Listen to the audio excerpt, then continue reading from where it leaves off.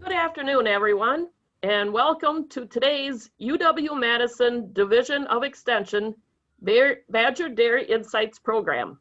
The Badger Dairy Insights series is part of our Farm Ready Research winter programming for agriculture. Today's session is Preparing for Emergencies. My name is Sarah Grochin. I am the Dairy Livestock Educator for Outagamie County, and I'll be your moderator today. We ask that you please mute your microphones during today's presentation, as it will improve the audio quality for all participants. The mute icon should be in the lower right hand of your screen. If you see a line through the microphone graphic, your line is muted. We encourage your questions today during today's presentations. So please use the chat feature in the bottom center of your screen to type in your questions during the program. We'll have questions for the speakers and after they are done presenting. So I will read your questions to the speaker at that time. So today's program features two speakers who will provide valuable information on preparing for emergencies. Our first presenter, Jim Versweisveld, will present Preparing for Farm Emergencies. Jim is the Ag Extension Educator for Walworth County. His research and outreach focus includes farm human resources management, farm safe and health, and animal well-being. Jim has a bachelor's degree in animal science from Cornell University and a master's degree in occupational safety from UW-Whitewater. Following Jim, Carl Dooley will present Emergency Response, One View from Rural Wisconsin. Carl is the Ag Agent for Extension in Buffalo County and works with the EMS in his area. Carl has current research interests in alternative and emergency crop systems, particularly small grains, hops, and hemp. Carl's major teaching programs include alternative cropping systems, soil and water conservation, and farm safety. Before we get started, I'd like to take just a moment to recognize the rest of our extension team contributing to today's program. Cheryl Scullis is the Agriculture Safety and Health Specialist with the UW Center for Agriculture Safety and Health. Carl Dooley is the Ag Agent in Buffalo County. And the following are Ag educators, Jackie McCarville from Greene County, Ashley Olson from Vernon County, Lisa Seefeld from Eau Claire County, Amber O'Brien from Calumet County, Amanda Young, Dodge County, and Jim Versweisveld from Walworth County. On behalf of our team, I'd like to thank you again for joining us today. And with that, we are ready to begin today's presentation. So Jim, I'll leave it to you. Thank you, Sarah, and good afternoon, everyone. Appreciate you joining us today for the Badger Dairy Insights session on preparing for farm emergencies. Next slide.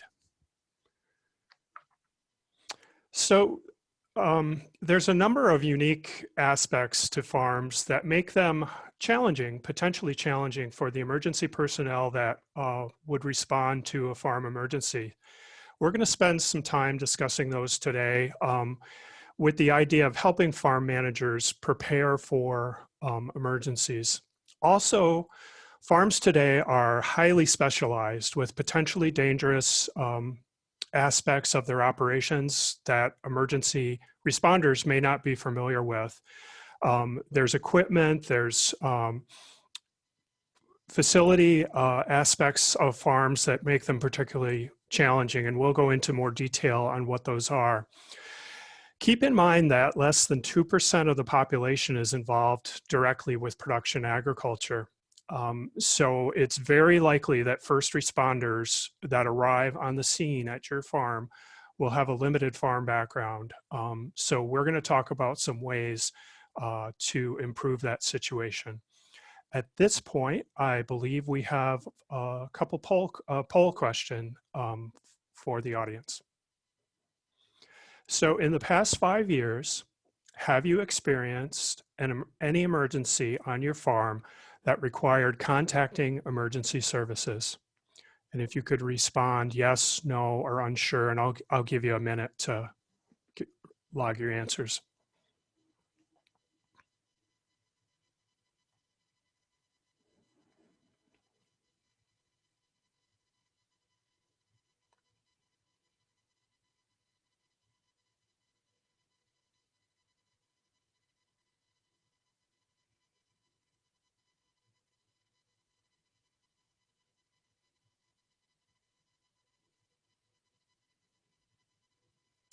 Let's just take a few more seconds on that poll.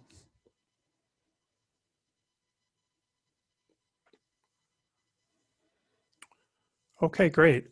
Thank you for voting, and thankfully, many of you have not had to contact emergency services for an emergency on your farm, but there's several that have. So hopefully this information is useful and relevant as we move forward.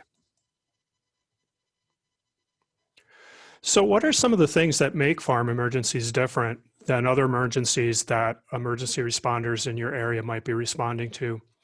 Well, there's another. First of all, remote locations. Farms are typically in the most rural portions of our counties or response areas.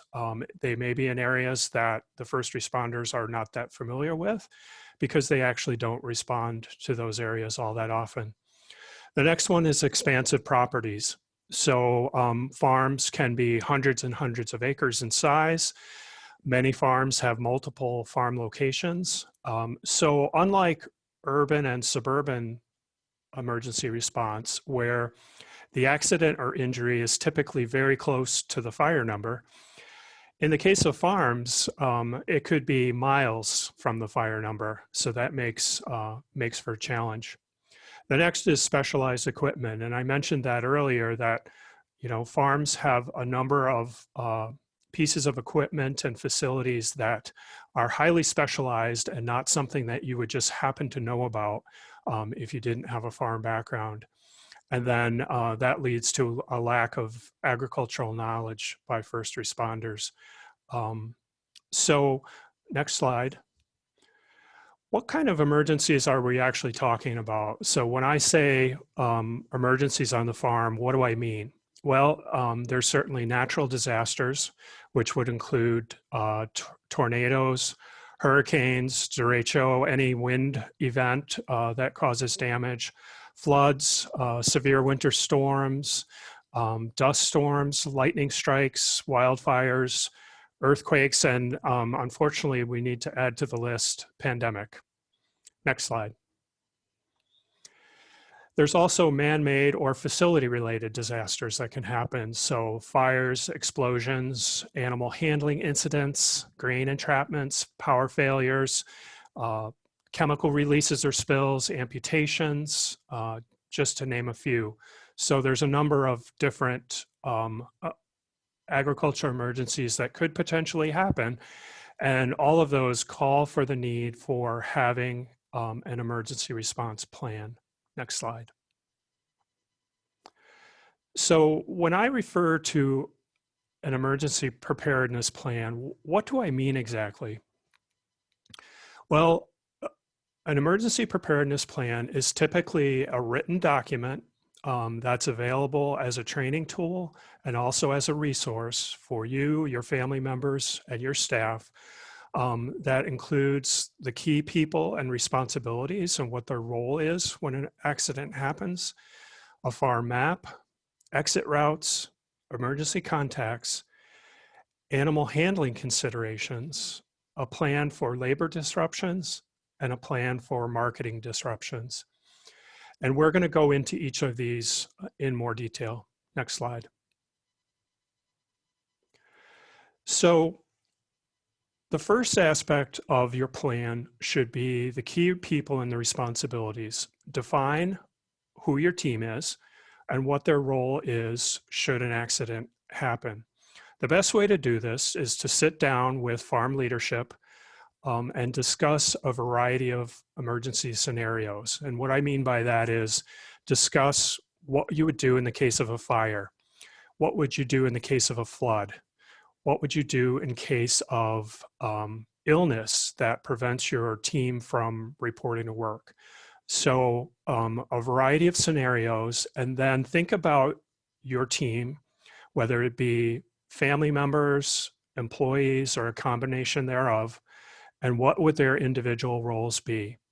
It's great to have a chain of command to avoid confusion. These times are very stressful, and so rather than having people just running off and unsure exactly what to do, if you have a formal chain of command for emergencies, things can go much smoother.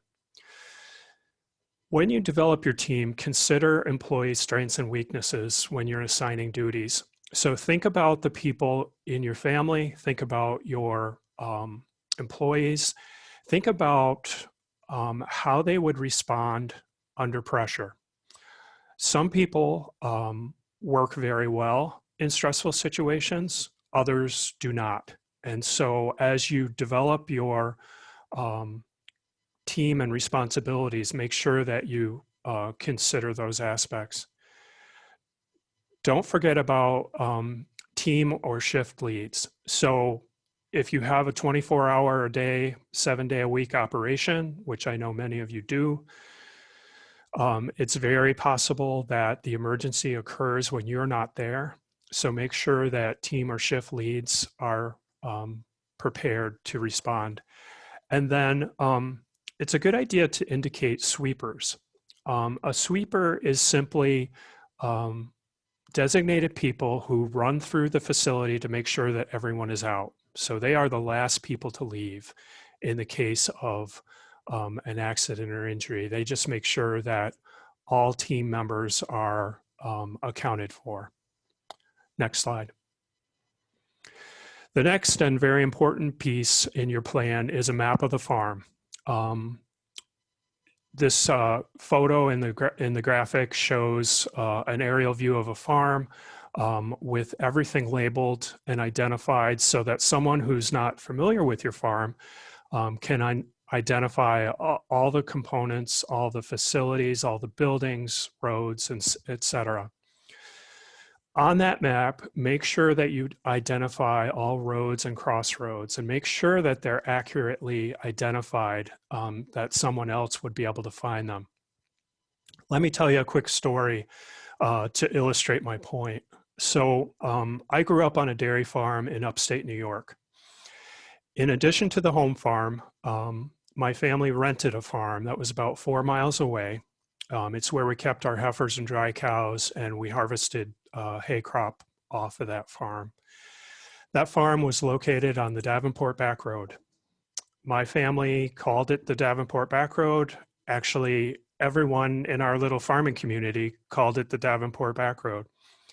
It took until I was in high school in driver's ed before I realized that's actually not the name of the road. It's called Charlotte Creek Road. So imagine a farm emergency that happened on that farm. Say, a frantic 911 caller says that there's a tractor overturned on the Davenport Back Road. There'd be absolutely no way for that 911 operator to identify that location. So take the time to make sure that roads and crossroads are accurately identified. Make sure that you identify all your buildings. It's good to name them or number them so that there's something that corresponds to the map. Also include your silos, your grain storage, manure storage, wells and hydrants. It's very important to identify ponds and streams as they may be a water source in case of firefighters needing additional water. Identify the location of septic and wastewater systems, chemical and fertilizer storage, any other flammables are important to note. Identify any overhead or buried power lines, and then last but not least, gas and electrical shutoffs. And these should not only be indicated on the map, but also clearly marked physically so that people know what they are and how to turn them off. Next slide, please. Also identify evacuation and exit routes. So try to have at least 2 possible evacuation rights, and make sure that all your family members and employees know where they are and how to use them. It's a great idea to arrange in advance to shelter your animals.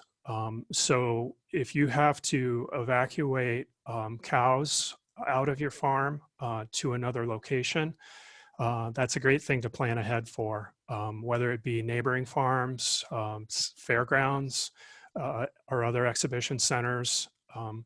Make sure that if you do that, that there's feed sources accessible and available within a reasonable amount of time if you do have to move cattle.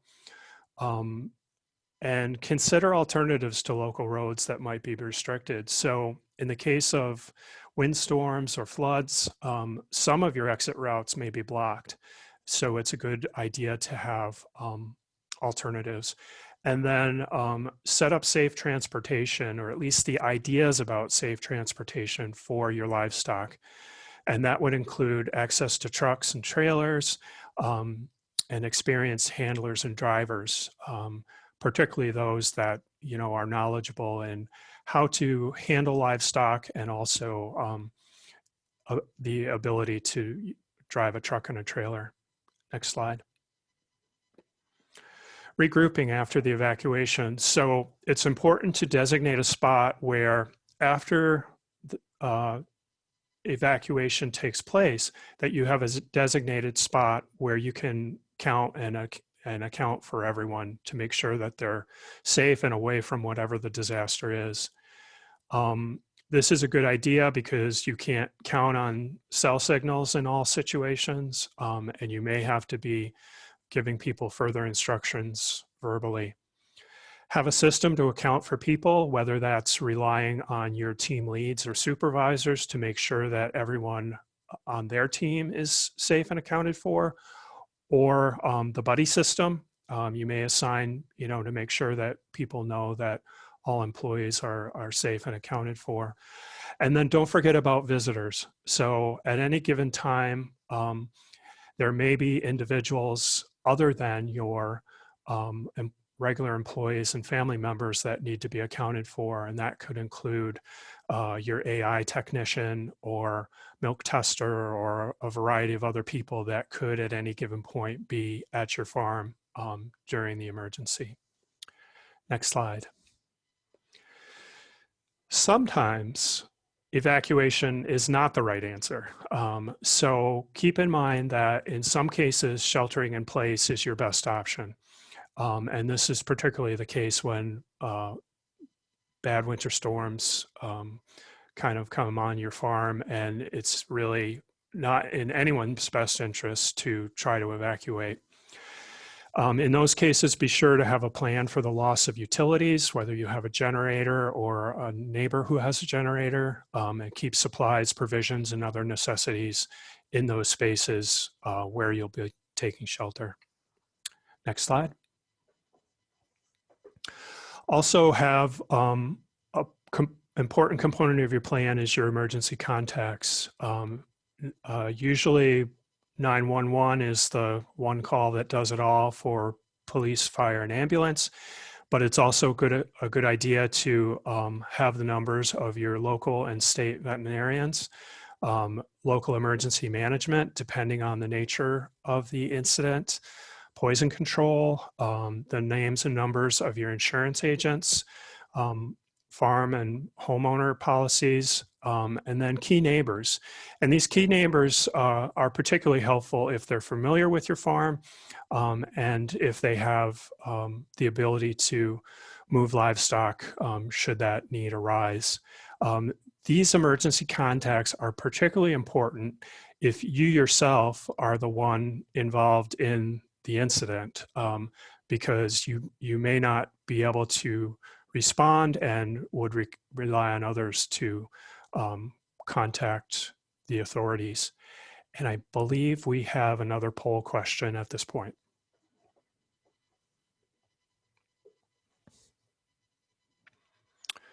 So our next poll question is, are emergency contact numbers posted and easily accessible at your farm? First response is yes, they are accurate, up to date, and employees know where to find them. Second is yes, but we should probably do some training on the process. And the third response is no, this is something we need to work on. And I'll give you a few more seconds to respond to that poll.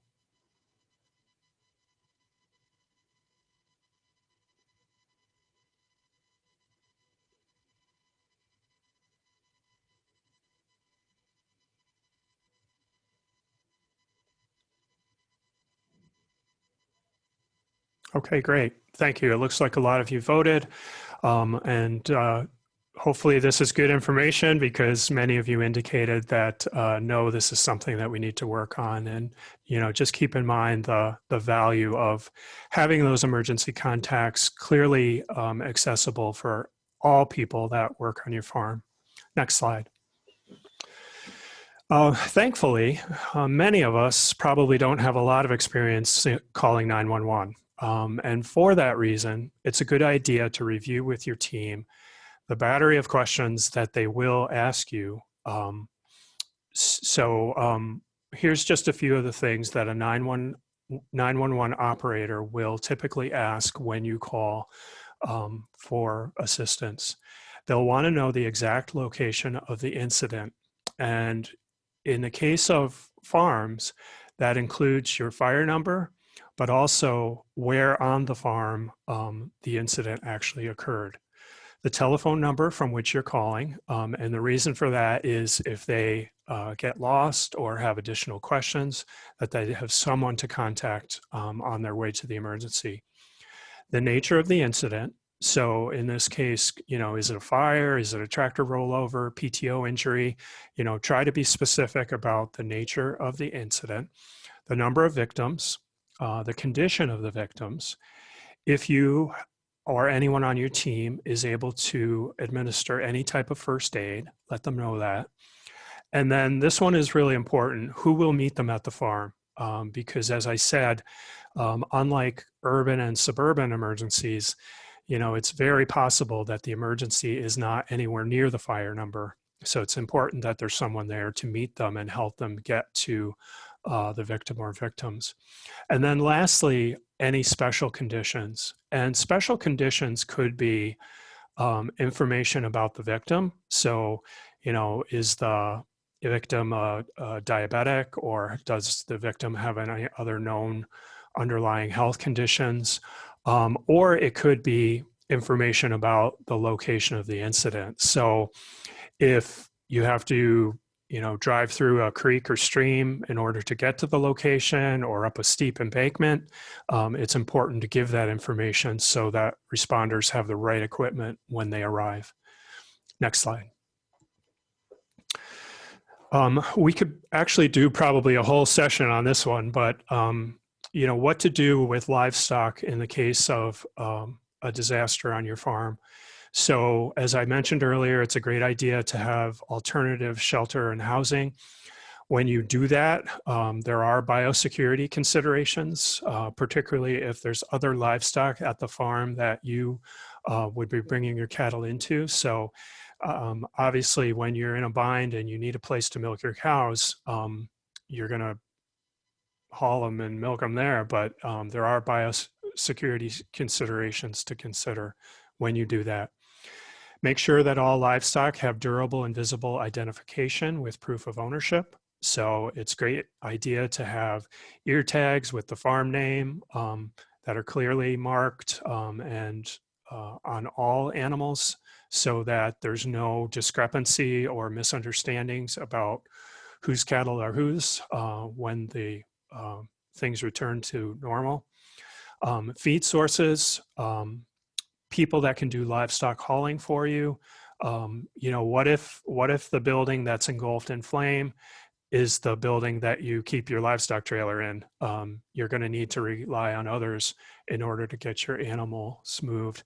And then lastly, a plan for mortality. When I was a freshman in high school, My family lost 22 cows to a lightning strike. They were all under a tree together. And besides the economic impact of losing that large group, the logistics of mass burial were something that I know my family was definitely not prepared for. So sadly, it's something you need to be thinking about. Next slide. The other thing to include in your plan is, what do you do if your employees can't reach the farm? So if you have a weather emergency, which could be, blizzard or flood, what if your employees just physically can't get to the farm? Or what about disease outbreaks like the pandemic that we've been experiencing for the last several months that has left the labor force on some farms seriously short? Or, what if there's a illness within your herd that causes quarantine and limits the number of people that can actually come to your facility? You may want to consider and include in your plan employees who can deliver non-routine animal care in case your vet can't reach your facility. So for example, is there some professional development that you could invest in for your herdsperson to improve their skills in the event of a vet not being able to reach your farm? Next slide. The other thing to consider is marketing operation. What if you can't get your milk off the farm? Natural disasters can take out roads or processing facilities. Are you able to seek an alternative market for your milk? And then typically in those situations, if farms are forced to dump milk, they reach a financial point where they need to really come to that next level of decision, because that situation, obviously, for financial reasons, can only go on for so long. If that's the case, you may want to think about expenses that could be eliminated or reduced in the short term. Hopefully these types of situations are isolated and short term, but depending on the nature of the emergency, it's a good idea to jot down some ideas just in case. Next slide. So you've reached a point where you're ready to sit down and actually write out your plan. So a great next step in this is to invite local fire officials and first responders to your farm, because they're going to have expert advice and tips that can help you in developing your plan. They may have things that you haven't thought of, and they're looking at it really from a totally different perspective. They're looking at it from the sense of someone who has no knowledge of your farm, your operation, or your facilities, and what would they need to know if they were the ones responding to the emergency. What a lot of farms have done, which I think is wise and is a great idea, is offer to be a training site. So typically your local fire departments and rescue squads are often looking for training sites. They may have like a designated training day each month, and they would love to come and visit your farm just to kind of see the layout, understand more about your equipment and your operation. That gives them the opportunity to get to know you, and for you to get to know them.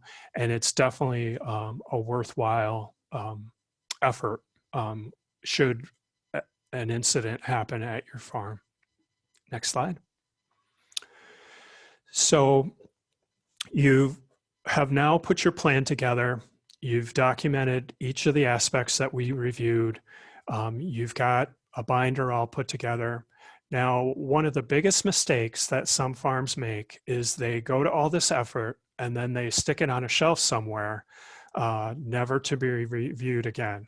But the only way to make sure that your plan is effective is to make sure that your workers know about it. So I would organize them into a group, give it a high-level overview of the plan, and then if you have designated people that have a specific role, you might want to follow up with them one-on-one.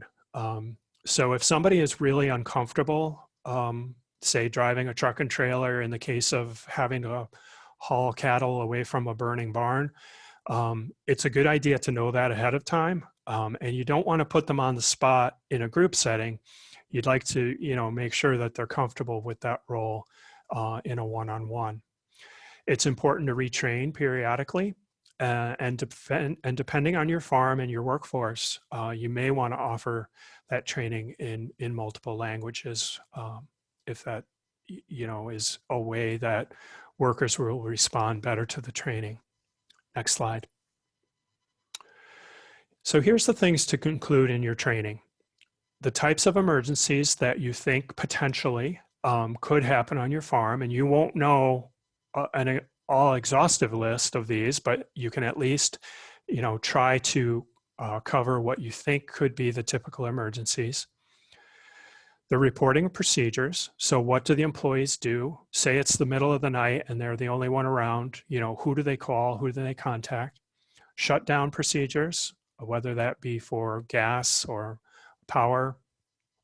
Plans for the livestock, evacuation plans for both livestock and people, and then specialized training for team leads. So if you're counting on your supervisors for a specific role or specific component of this response, it's a good idea to cover that with them separately and make sure that they're comfortable with what they need to do. Next slide.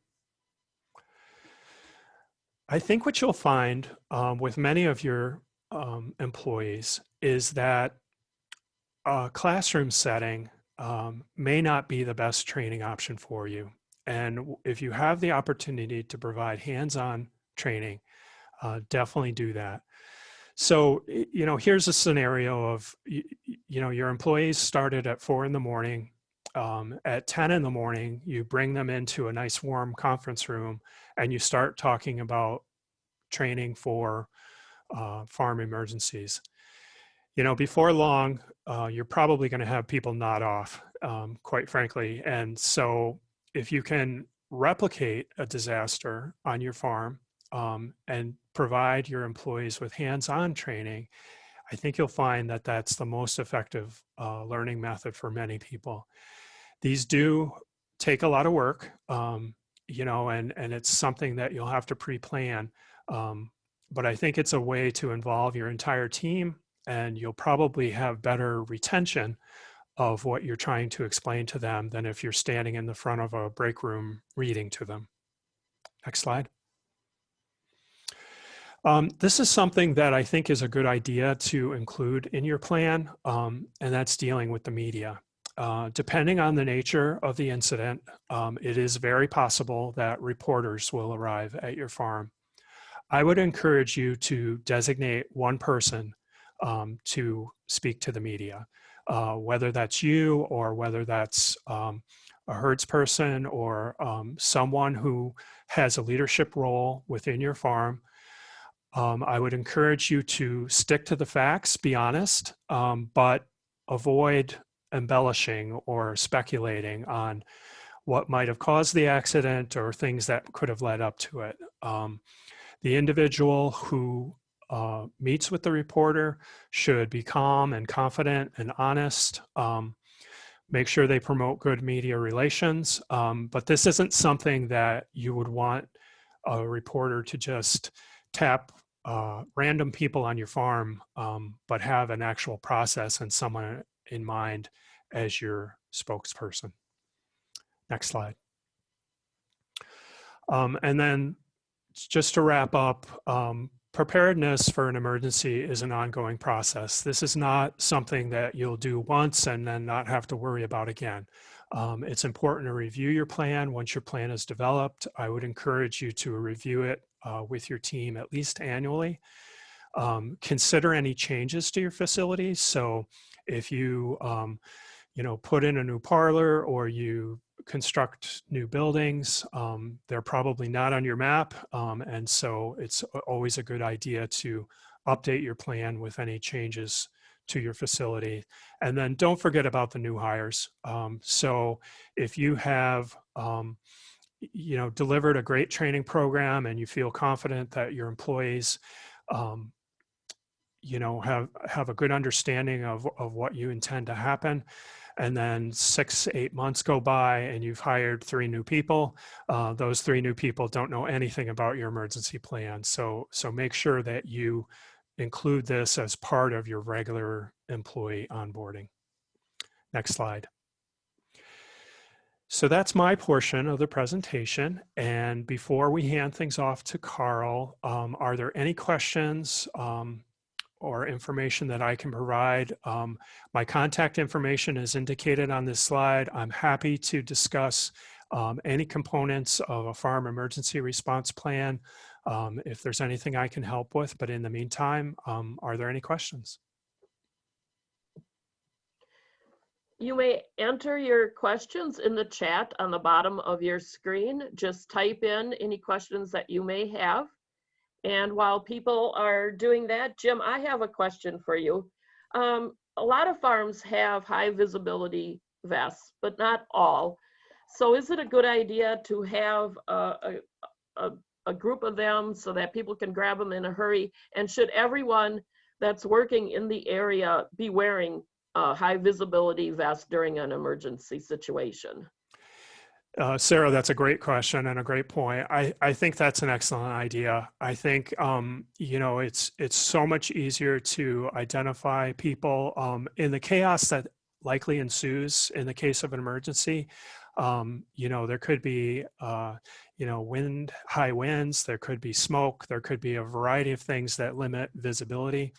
It's a great idea to have your workers clearly marked. It's just one more added step in keeping them safe through the disaster. So yeah, that's a great point. Okay, I'm checking the chat and I don't see any other questions from our audience today. So with that, thank you so much, Jim. That was very good information, and I have some homework to do on my farm when I get home, actually. So thank you again, Jim. It was very, very good information. Now, we will hand it over to Carl Dooley, and his title is Emergency Response, One View from Rural Wisconsin. Carl? Thank you, Sarah, and thank you, Jim, for the great overview that you gave on planning. I'm going to talk just some of my observations. I've been with Extension for a long time, but I've also been, since 2010, I started as an ambulance driver and became an EMR in 2018. And been on a fair number of calls, and I won't give lots of stories, but one thing I wanted to mention, Jim did a great job talking about chain of command. And one of the things that might suggest is to just go online, and if you don't really know how to put together a chain of command, take the ICS 100 training. If Cheryl, correct me if I'm wrong, but I think anybody can take it. You don't even necessarily have to pass the test, if I remember right, but it talks about how to develop a chain of command on any business, any farm. We use it. We've all been required to take it in emergency response. Cheryl, am I right? Can anybody just take that? Yes, you are correct, Carl. And what Carl is referring to is the Federal Emergency Management, FEMA, has Incident Command System, I believe it is, ICS 100. And so I will pull up a link to that while you are presenting, Carl, and I will get that in the chat box. Super, thanks, Cheryl. It's really, don't worry about all the acronyms and all the rhetoric that's in it, but it does really give a really good laid out plan on how to develop a command system. Next, I please. will pull up, Carl, the question that's there regarding some plans. I'll try to pull up some other ones for that question in the chat while you present. Great, thanks, Cheryl. We have great cooperation in Buffalo County, and I think this is true almost everywhere. And it takes this because we're the only paid staff on an emergency response in Buffalo County is the Sheriff's Department. Everybody else are volunteers, and I'll talk a little bit about that. There's other people I could have put on there. The DNR warden actually will respond to many of our incidents to help out with traffic or whatever it takes. And I'll talk a little bit about helicopter transport, which is a vital part of system in today's world. But we actually, in the West Buffalo County Ambulance Service, we actually deal with 4 fire departments, 2 different sheriff's departments because we go a little into the next county, and actually 2 different states because we take almost all of our patients end up in Minnesota just because where we're located, and we'll continue with that in a little bit. Next, please. Talk a little bit about fire and rescue first, and I like this slide because yes, we do fundraising. We have to raise our own money so that we can continue to operate, and I'll talk about how we're funded. But 92.5% of all firefighters and rescue responders in the state of Wisconsin are volunteer, or mostly volunteer. They may have 1 or 2 paid staff, but for the most part, they are volunteer services.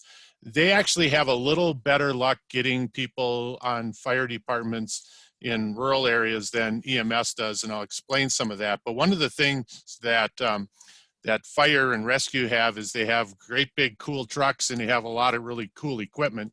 And so they, especially young males, which is mostly what our service is made up of in Alma and in all of Buffalo County, they kind of like operating the equipment. So they tend to attract a few more people than we do in EMS. There is a fair amount of training, but EMS training is a little bit more intense. Next, please. Wisconsin, these are where all the fire stations are located, fire departments in the state of Wisconsin. You can see there's a few holes out there, but not really too bad. You can see, Alma has 18 members in their fire department, but we also have a fire department just north of us, 10 miles, and Nelson just south of us, about 12 miles in Cochrane. So there's a little better coverage, not too bad for fire departments. Next, please.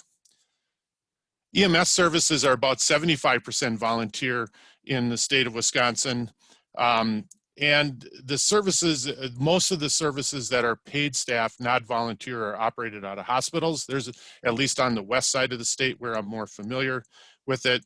And the paid services tend to have a little better, higher level of care. They have advanced EMTs or paramedics. They have a little more training. Most of the time, those are full-time people. But the training kind of varies. We did an exercise. Jim mentioned having practices, and I'll probably mention this a couple times. We had a training a few years ago out at a farm, and we had 3 different tractors there. We had one that was an old Farmall H that was there. One was a brand new tractor, and one was kind of in the middle, something that I own. And it took, everybody kind of knew how to turn off the Farmall H, or could get it off pretty fast. But the most modern tractors, you turn the key and they shut off. Mine had a kill switch on it, or you have to pull the lever in order to shut down the fuel. And 3 minutes later, the tractor still wasn't off. So if it's a PTO accident, 3 minutes is a long time for that tractor to still be running and still be operating. There's only 2 of us in our service that have farm experience on our EMS, and there's about 5 out of the 18 firemen that have farm experience. And this is in rural Buffalo County, which is about as rural as we get in Wisconsin. So keep that in mind. Next, please. EMS services are a little bit not quite as concentrated, but there's a reason that we need volunteer services yet. One is 75% of our services are volunteers, and they only make 25% of the calls in the state. There's paid services. There's no way they could operate on those fewer calls. We average about, in West Buffalo County Ambulance Service, we average about 155 to 160 calls a year, which isn't a lot of calls if you're looking at a paid service. And so I just wanted to mention that. Next, please. If we look at a map of emergency, how far you live from emergency care, this is assuming you're going to drive somebody to the hospital. The areas that are in green on this map are about 10 minutes from emergency care. The areas that are in yellow are about 20 minutes. Those areas that I think are, I would call salmon colored, are 30 minutes from care. And those areas that are white are greater than 30 minutes from an emergency care unit, whether that be a hospital or a freestanding emergency room.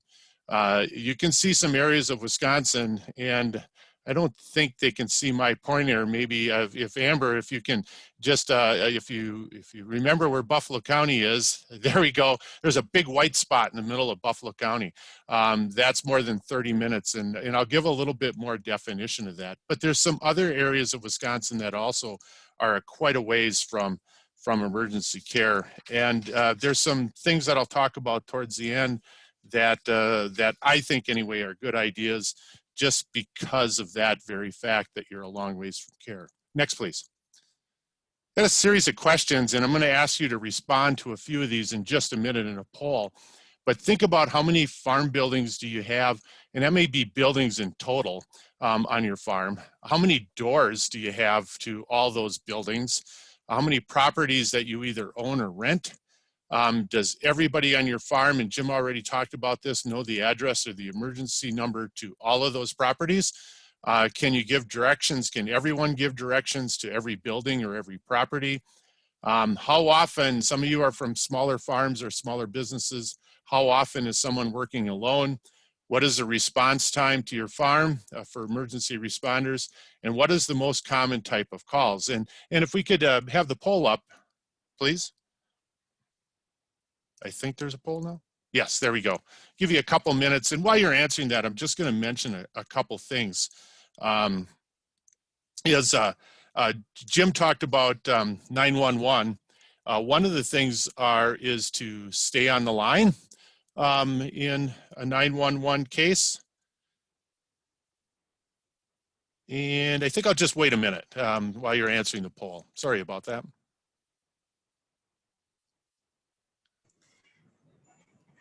And Carl, I will add that some of you guys saw this poll as you were coming in today. I apologize, that was not supposed to be up as you guys are coming in. So please take the time to answer this again, as relaunching this cleared our data. So please take the time to answer this question again. Thanks, Amanda.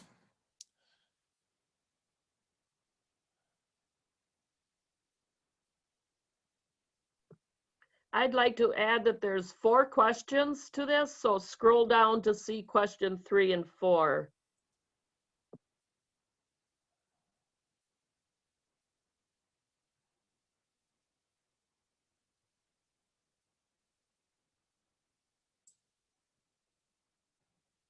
Okay, now just a few of you are finishing up. I'm going to make just a couple other comments about 911, and then I'll address these questions. But many times they're going to ask you to stay on the line and to get more information, to make sure that the responders are getting to where they need to be.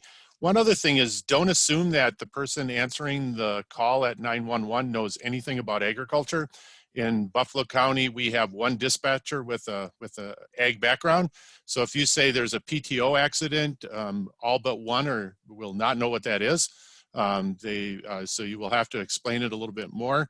And then also kind of have an idea of what happened. Jim made a good point to that. I want to emphasize it, that you know kind of what condition the person's in, if it's an accident or regardless of what happened. And they might need to call. Many times we're going to call for one of the fire departments to come and assist us if it's a situation where it's a farm accident and they have to be extricated from equipment.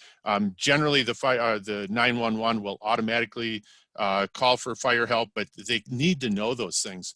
Let's talk about some of your polls. Buildings, we had 25% of you had more than 8.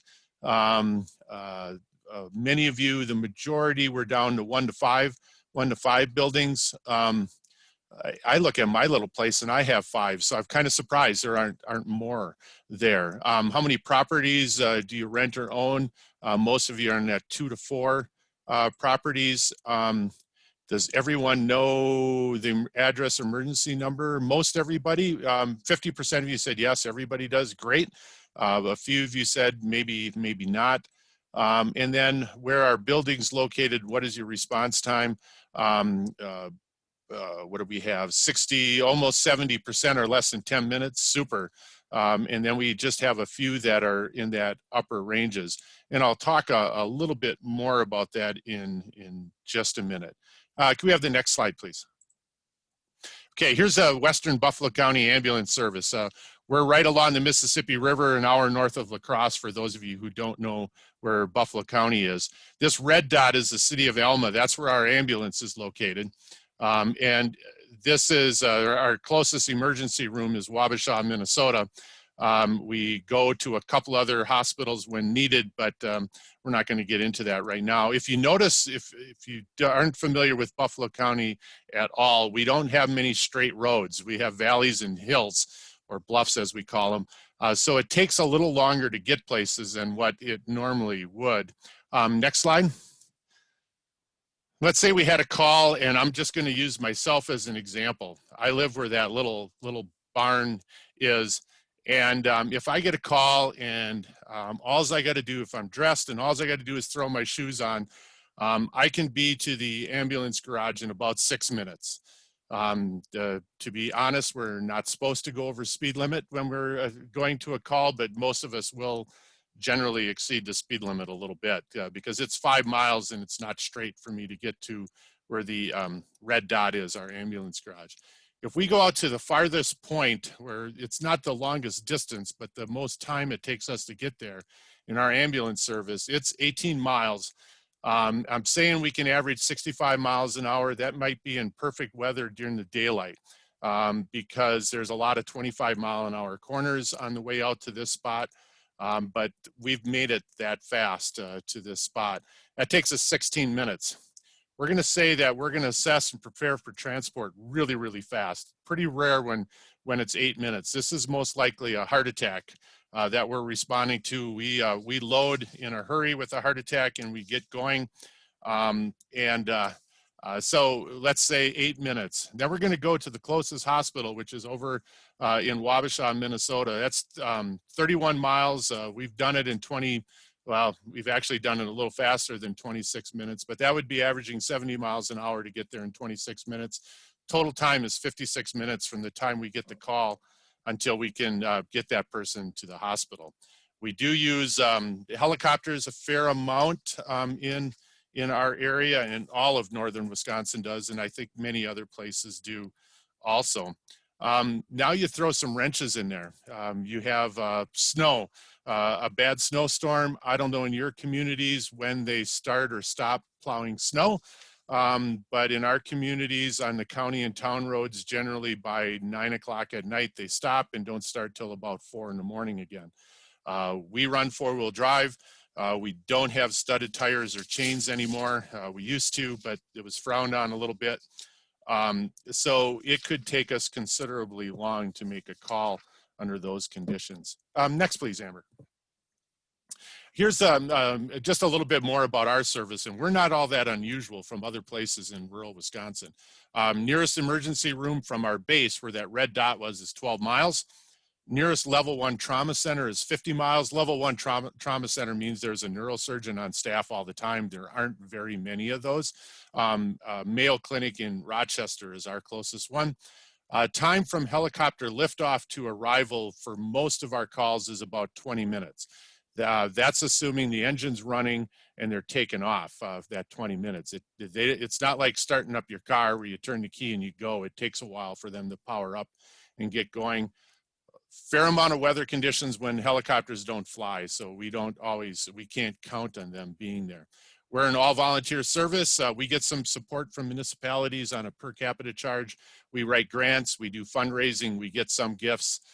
We kind of have to raise about 1/3 of our money ourselves for us to operate. Currently, we have 5 EMTs and 4 EMRs, or first responders they used to be called, to cover 24/7. It's been kind of a long haul with COVID. We lost some of our nurses that we do have on our service can't run because their hospital wants them to stay safe and healthy to cover the hospital calls, which is understandable. And we have a few other people that just didn't feel comfortable during COVID. So that's a lot of shifts to cover with 9 people, and you have to have it a minimum of 2 people on, and we try to run with 3 when we can. Next, please. What you can do, this kind of maybe where I should have started. First of all, Jim mentioned maps. Maps are a great idea, but responders have to know where they are. Michigan did a campaign a few years ago where they purchased a bunch of these watertight tubes that they use on boats, and they had a map that was put into into these tubes and then located in a relatively easy place to get to, like under the security light, the main security light on the farmyard where you would enter the yard. Fire departments really like these ideas, but for EMS, not so much so. Most of the time, there's only 2 of us coming to a scene.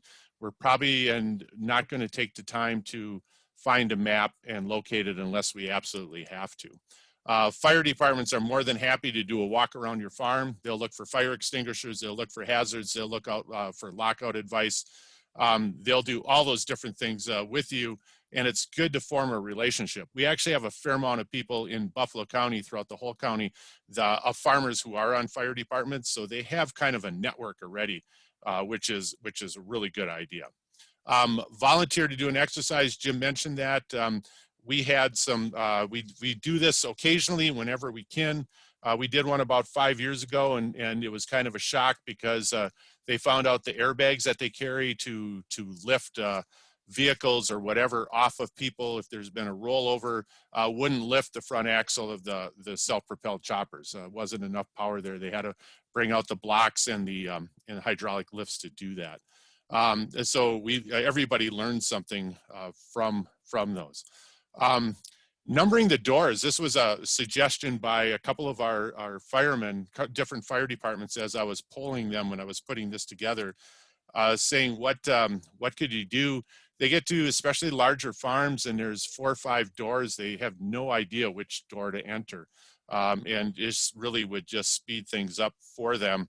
And saying northeast door on the main barn may not be good enough. If you saw the map of Buffalo County, you get it out in some of our valleys, you have no idea which way is north, especially at night, because you can't see the North Star or anything else for markers. So a little more specific information a lot of times needed. Next, please. Other things that you can do. One is volunteer for the local fire or EMS service. It's pretty rewarding.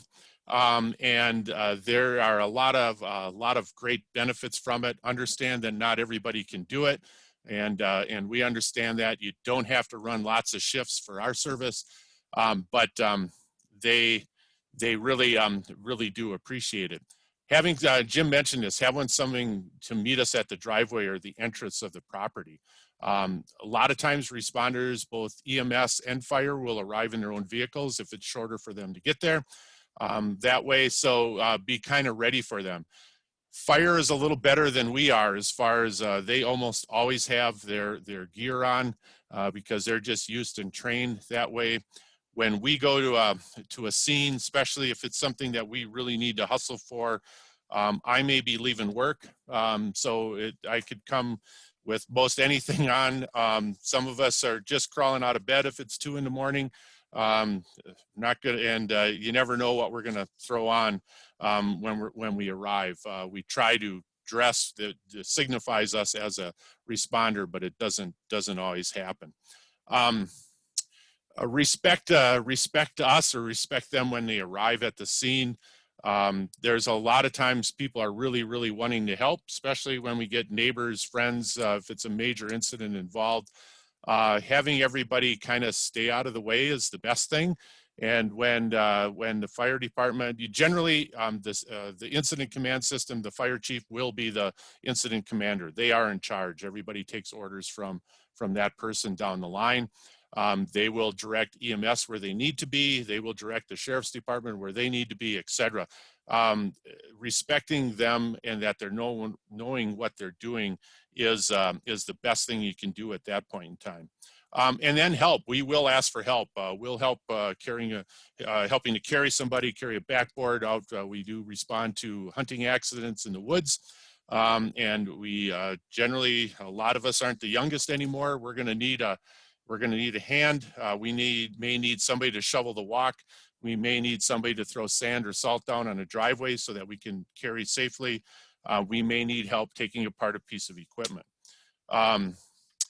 So those are some of the real things that I would really encourage you, with emphasis on all of us need more volunteers. So if you have the ability to do that, or if you're willing to sponsor someone, we generally pay our own fees.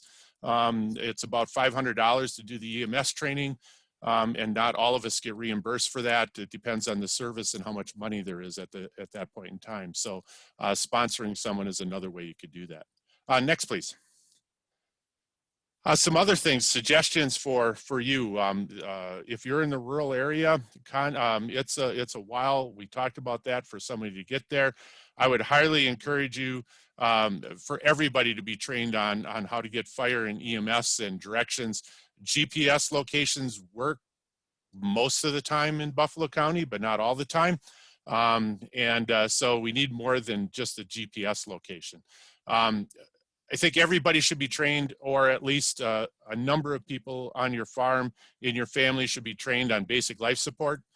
Take a class in CPR. They'll also talk about breathing and choking during that BLS class.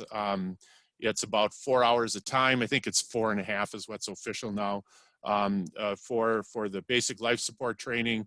To stay certified, you have to do it every 2 years. But if you are trained once and you have the background, you have the background. We'll leave it at that. Take the training and stop the bleed. There's some things that we've actually made a lot easier over the years in as far as responding to an accident or to a scene. Stop the bleed is one of those. It's about a half hour to 45-minute training. Not too bad. And then also some basic trauma first aid, including first aid kits. Pepin County, just to the north, they did kind of a cool thing where they put trauma or stop the bleed kits together. I don't know how many they did, but they gave out 2 people, or they could purchase them, farms, if they wanted to put in their tractors. They shrink wrapped them to use one of the vacuum sealers so everything would stay in that packet, could quickly be ripped apart, etc. I would highly encourage those type of activities. The other thing is that I didn't put this in the slide, probably should have. Everybody should be familiar with personal protective equipment, and then also be sure that the scene is safe. Those 2 things. Don't be the second victim. We could tell stories most of the day on that, but I'll avoid that right now in the interest of time. Next slide, please. Looking at what you need on a first aid kit. Now, this would be like a trauma kit to carry, a stop the bleed kit to carry in your tractor and a truck. Some triangular bandages. These can be homemade, or you can buy these nice, cool little ones in packets. Some roller gauze, some cohesive bandage wrap, basically vet wrap. Vet wrap works just fine. A tourniquet. Tourniquets were out of style for a long time, but they came back in style basically because of the wars in the Middle East. The tourniquets are well designed that one person can apply it. You can apply it to yourself if need be. And there's new protocols on how to use a tourniquet. And EMT utility shears, and these are about $6. They're not expensive, and they can cut through almost anything. A permanent marker, and then I put in PPP. A trauma bandage is kind of optional. This doesn't take away from having a decent first aid kit in your milk house, in your house, maybe in a vehicle that has just bandages, antiseptic wipes, things like that, because you do want to prevent infection even from those small cuts, etc. The other thing is I think everybody ought to be trained, and it's what we teach when we in tractor safety. We always do a first aid training. We also do it when we get the chance with farmers and hunters, etc. Is what to do with puncture wounds. Puncture wounds are really, really common on farms, and many times are mishandled and not handled correctly. Those are the ideas I want to hit today. Next slide, please, Amber. If you have any questions, comments, I'd be more than happy to take them. Otherwise, I will turn it back to Sarah. I don't know if there was any questions that came through that we should check. Not for you, Carl. There Okay. was one for Jim, and that's been addressed. And that question was, do you have a template for a emergency plan. And so in the chat was the resources for the template for an emergency plan. We would, for all the listeners out there, we would like your feedback on our program before we take questions from Carl. In the chat, there is a link that you can click on and answer the evaluation questions so that we can use this information to develop our programs for the future. This link will also be in the follow-up email that you will be receiving in a day or two after this program. So if you at this time would like to fill out the evaluation questions, that would be great. And if you have any questions for Carl, please type them in the chat and I will read them out as I see them on my screen. Carl, while people are doing that, I have a question. During a emergency like a fire, and the farmer, say he's got expensive animals in the barn, and he is determined to get the animals out. So at that point, does the fire chief, does he have the authority to say, no, you cannot go in because it's too dangerous? Or does the owner have the authority to say, I'm going in because I want to get those expensive animals out?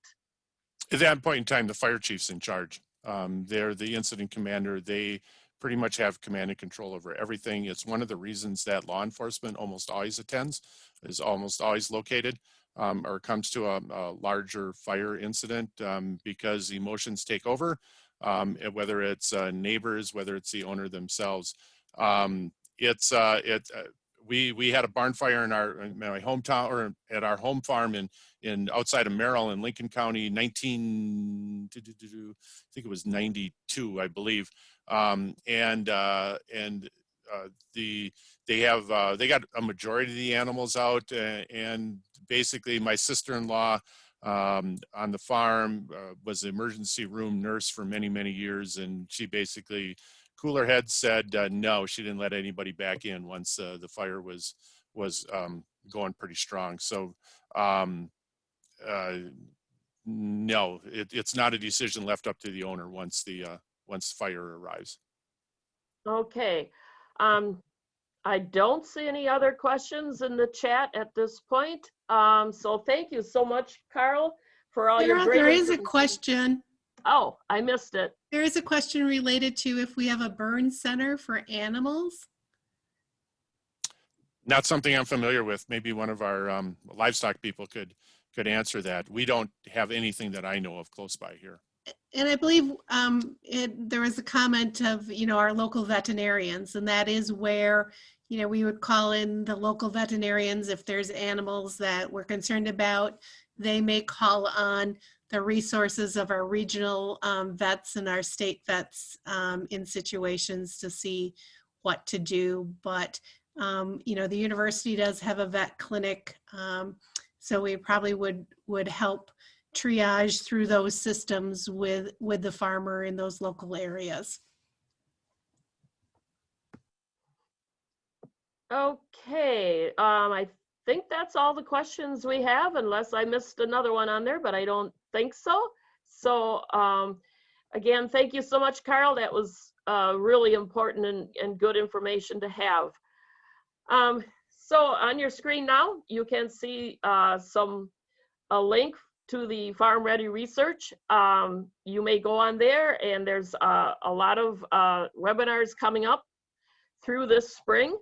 Farm management topics, dairy and livestock. So now's the time to register for anything that you think you are interested in before the fieldwork starts in spring and you get busy. So go to that link and you will find a lot of things for you to do during these dark, kind of gloomy days other than chores. So, and we also have two more safety sessions coming up. February 9th, again at 1 p.m. is preventing injuries when working with cattle.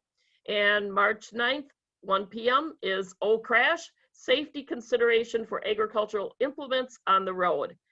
So again, thank you so much. And on behalf of today's speaker and the rest of our extension team, we hope you enjoyed our program and have an extremely safe day. Thanks again.